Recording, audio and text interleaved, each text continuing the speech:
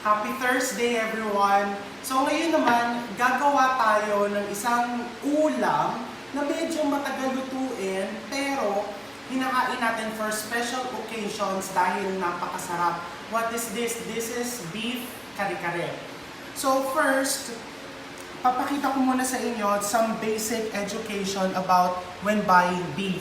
Ito yung binibili kong karne, tinatawag to na beef cubes or mechado cut or caldereta cut. Paano mo ba malalaman na maganda ang isang karne or ang isang baka? First, the most important is you want to look for the marbling. Pagka sinabing marbling, parang marmol, okay? Kaya tinawag na marbling.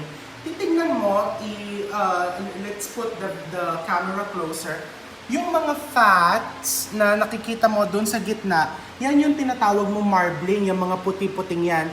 Bakit yung importante? Kasi habang niluluto mo yung baka, okay, yung fats na yan yung nagbibigay ng moisture para yung loob ng baka mo, maski makapal yung niluluto mong baka, ay malambot at moist pa rin. Mapapansin mo bakit yung nagbibili kong beef walang marbling. Ano ba yung nagbibigay ng marbling sa karne or sa baka, sa laman ng baka? Yan yung kung gaano kaganda yung pinapakain sa baka, kung gaano kaganda yung pag-aalaga. So you know, pag talagang inaalagaan ka, maganda yung kinakalabasan mo. Okay? And of course, yung freshness. Okay? Maski may marbling yung baka mo, kailangan you always look for fresh quality. And you want to look for that nice reddish color of the beef. Okay? So how to make your kare-kare, we have here the vegetables. I'm going to post another video later. Pag niluluto ko na yung sauce. But meanwhile, palambutin muna natin.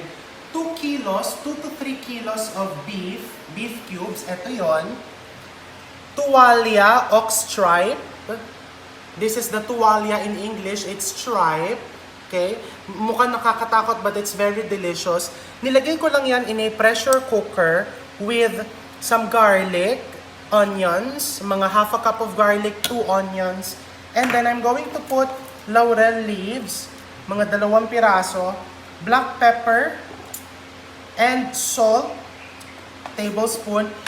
Pag nagpapalambot ka, gumagawa ka ng stock, which means yung makukuha mong liquid dito, yung pinagkuluan mo, yun din yung gagamitin mo mamaya for the sauce. So you don't want this very tasty, kaya konti lang yung nilalagay mo seasoning or salt and pepper. Kasi mamaya, pag ginagawa mo na yung pinaka-dish mo, yung sauce na mismo, doon ka magdadagdag ng mas madaming seasoning and flavoring. And then I'm going to put vinegar, white vinegar, para lang mawala yung lansa ng tripe. So, isasara ko yung pressure cooker. Sa mga hindi pa marunong gumamit ng pressure cooker, ilalagay mo lang yung takip, and then you want to seal it thoroughly. I'm going to let this boil on medium-low heat, medium-low fire, for around an hour. Okay? So, bubuksan ko yung apoy. Sisimulan ko yung timer kapag ka gumalaw na itong pressure valve. Pag gumalaw yan, ibig sabihin, na-trap na, kumukulo na yung mixture sa loob, and then nagpa-pressure cook na. That's the only time I'm going to start the timer. And I'm looking forward to show you the complete dish this evening. Have a pleasant day. See you. Hi! So, ipagpatuloy natin ngayon yung pinalambot natin kaninang tuwalya or tripe and baka. Ito na yon. So, after in the pressure cooker for 1 hour, malambot na yung baka mo. You will see how tender it is. So, kusa siyang humihiwalay, see? And ito yung tuwalya. Tinakpan ko yung baka ng cling wrap directly on the surface para hindi siya magtuyot. Kasi pag nagtuyot yan, hindi siya masarap kainin, and medyo, when the moisture evaporates, masyadong malaki yung shrinkage. Mapapansin mo bakit paliit ng paliit yung baka. So, pagka ready na yan, pwede mo nang gawin yung iyong kare-kare. Very, very easy. This would only take 5 to 10 minutes, and then meron ka ng kare-kare. First, we turn on the heat. And then, ito yung recipe. So, sinulat ko yan dyan. You can screenshot it if you want. First, you need 1/4 cup of good butter.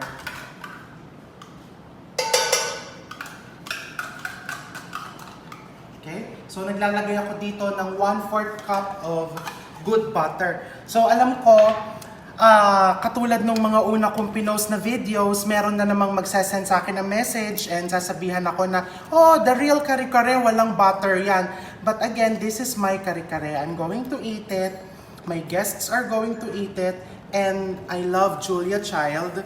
So, butter is life. And after testing this recipe, ginawa ko na to last year. It's really delicious with the butter. So, if you don't like butter, it's very simple. Huwag mong lagyan. And then put cooking oil. Okay. Butter and cooking oil. 1/4 cup butter, 1/4 cup cooking oil. And then lalagyan mo din yan ng 2 tablespoons of... Bubuksan ka lang. Dear, pakibuksan mo nga, please. Lalagyan ko yan ng 2 tablespoons of achuete powder. Achuete powder will give it the nice color and also a very good flavor. Traditional achuete flavor. So, 2 tablespoons of achuete powder. Yung iba, they put the achuete powder later on. I like putting it at the beginning of the cooking para talagang lumabas yung achuete flavor. And then, ito yung gulay ng kare-kare. Meron akong onions dito. Igigisa ko din. Isasama ko dyan onions. And then my garlic.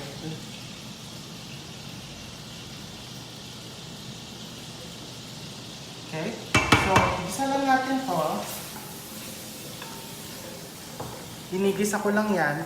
Isasama ko din dito yung atsara. Hirap na hirap siya bago niya nabuksan to. So, hindi na pinakita sa video. Sorry, not atsara, bagoong or di alamang. I'm going to use the same spoon. So, you put 2 tablespoons of your... Wag mo nang i-video yung bote kasi as much as possible, baka kasi isipin nila that I'm promoting brands, but I'm actually not. When I cook for myself, I try to use the brands that I really want to use for myself. Yung gusto kong kainin talaga. Not because I got it for free or somebody sponsored me ng ganitong brand. So yan, igisa mo lang yan. Again, this is the butter, the oil, nilagay mo yung achuete powder, onions, garlic, and then nilagyan mo ng alamang or bagoong. Okay? And then into this, I am going to put in the stock. Dito natin pinakulo yung ating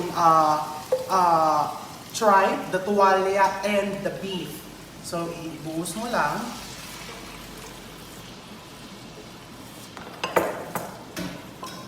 You need 6 to 8 cups of stock.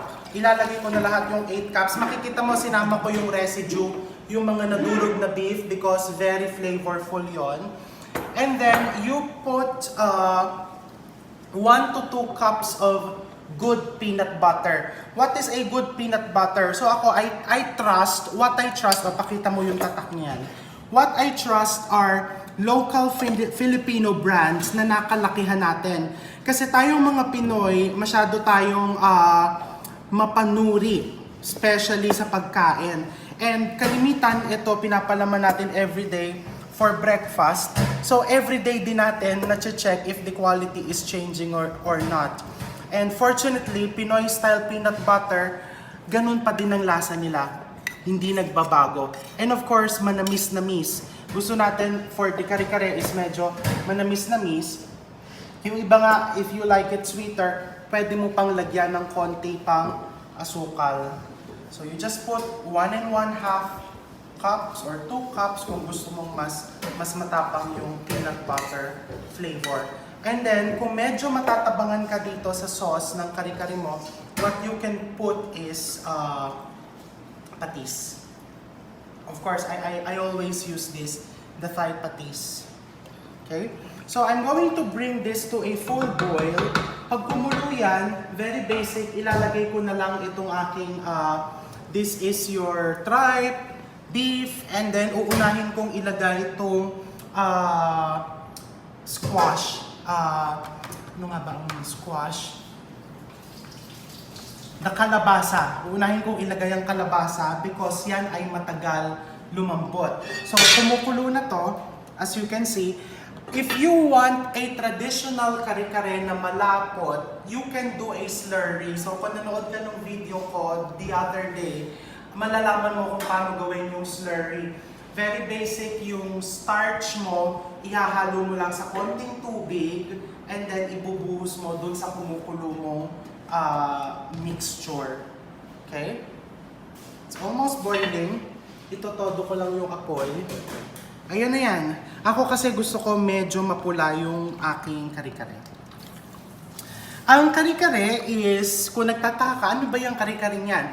According to history books and oral history, so yung sabi ng mga matatandang nagluluto, the term kare-kare was derived from curry. When you say curry, it is an Asian term referring to sauce, or basically parang curry. So sabi nila, kung ang Thai, ang Malaysia, ang Indonesia, Singapore, may kanya-kanyang versions ng curry, ito naman yung ating curry, local curry, which is of course your kare-kare. And you're not restricted to using tripe and beef, pwede ka din gumamit ng pata, pwede ka din actually gumamit ng mga seafood. So maybe habang pinapakulo ko yan, so we won't waste time, I'm going to show you here how to prepare bagoong rice. Bagoong rice, pwede mong i-partner sa iyong kare-kare. So you just turn on the heat or the fire, and then I'm going to get good butter onto the pan.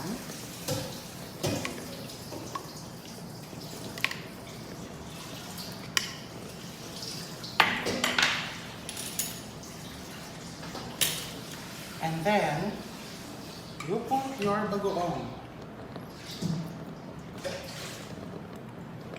1 to 2 tablespoons to 3 tablespoons. Okay. Then I just get this. Ipa-fried rice ko lang yan.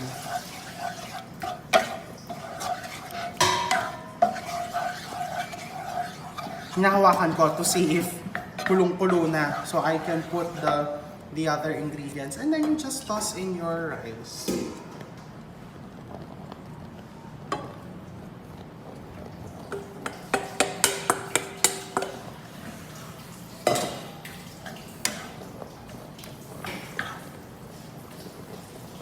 And of course, yung iba kasi nakasanayan talaga for kare-kare is plain rice. Mag-serve ka din ng plain rice, and at the same time, i-serve mo din to. Mamaya kasi I have a visitor, so what I'm going to do, magpapaprito ko ng liempo, ka-partner nun, or bangus.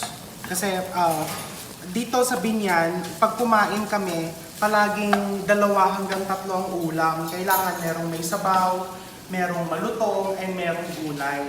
Kare-kare 2-in-1 na yan, may sabaw tapos may gulay. So, normally, kare-kare and fried fish or fried pork. It smells so good.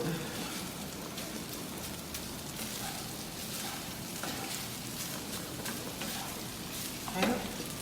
See? Boiling. Ito yung sinasabi ko, kung hindi ka, gusto mong mas malapot, magsaslurry ka.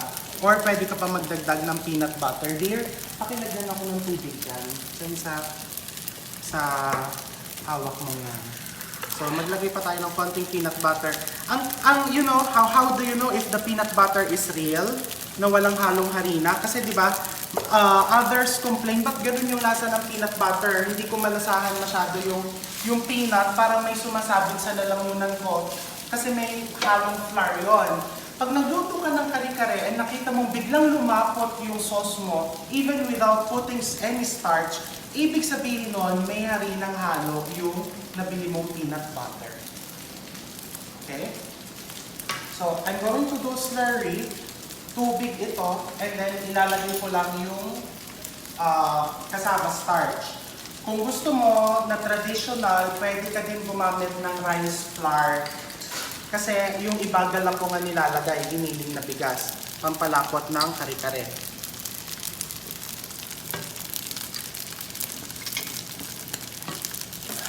Okay, so this is my bagoong rice.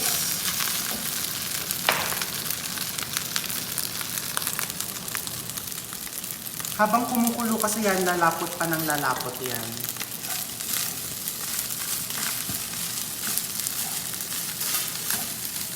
Okay, I'm going to turn off the fire.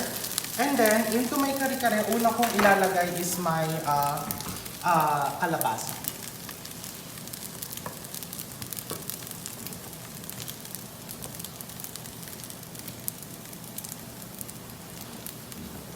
Hindi ko ilalagay lahat yan kasi meron pa akong isang batch na lulutuin mamaya. And then I put some tripe or tuwalya. Ito, pwede mo itong i-freezer. Yung matitira nito, i-freezer ko. Pati yung stock, pakita mo yung stock. Kasi kung halimbawa, gusto ko magluto ng goto,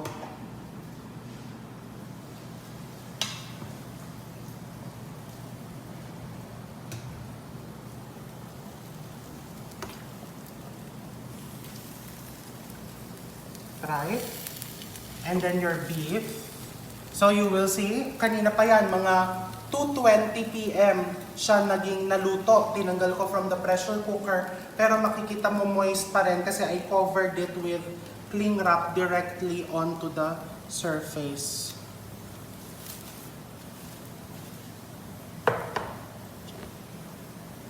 Okay. And then, pwede mo pa lagyan ng slurry yan kung gusto mo mas malapot. We put more slurry. And then, pakukuluin ko yan bago ko tikman, bago ko i-final season. And of course, ang turo sa akin ng nanay ko for everything that Filipino foods that I cook is I always put suka. Because the suka will prolong the shelf life of whatever dish, especially yung mga ganito na may peanut butter. So lalagyan ko lang ng konting suka, and then of course, wag mong hahaluin, otherwise mahihilaw yung suka. You wait for it to boil totally before you stir it. And then I put garlic, toasted garlic here. Ayan, pagka kumulo na daw yan, yung suka is naluluto na, hindi na siya mahihilaw. Hindi na maglalasang hilaw.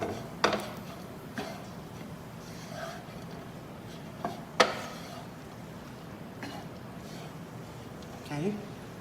Pwede mo din lagyan ng mga, how do you call this, giniling na peanuts. So this is talong. Bakit ko siya nilubog sa tubig? Para hindi siya mangitim. Even the puso ng saging nilubog ko sa tubig para hindi din mangitim. Yung tubig na pinaglagyan ko ng puso ng saging, meron siyang konting suka. Nilagyan ko ng konting suka para mawala yung, anong tawag dito, mancha ng puso ng saging. Ayan. So, normally yan, tatakpan mo.